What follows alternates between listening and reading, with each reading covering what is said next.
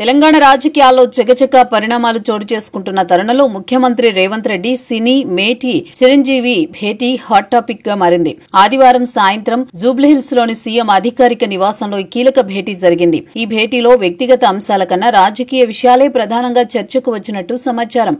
ఇటీవలే జూబ్లీహిల్స్ కాంగ్రెస్ అభ్యర్థి గెలుపుపై చర్చించేందుకు ఈ భేటీ జరిగిందని వర్గాలు పేర్కొంటున్నాయి. మాగంటి గోపీనాథ్ మరణంతో ఖాళీ అయిన జూబ్లీహిల్స్ అసెంబ్లీ స్థానానికి త్వరలో ఉప ఎన్నిక జరగనుంది. బీఆర్ఎస్ స్థానం కావడంతో కాంగ్రెస్ దాన్ని ప్రతిష్టాత్మకంగా తీసుకుని గెలుచుకోవాలని లక్ష్యంగా పెట్టుకుంది.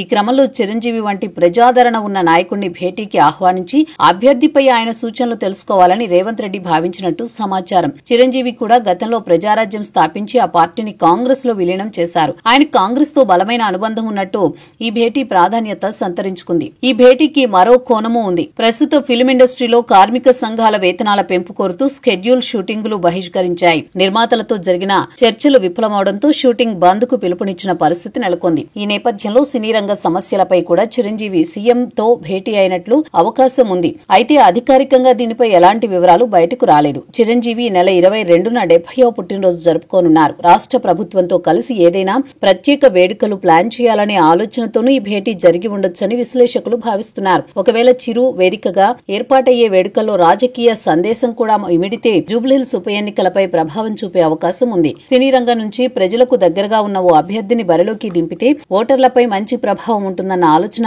రేవంత్ కు ఉండొచ్చు.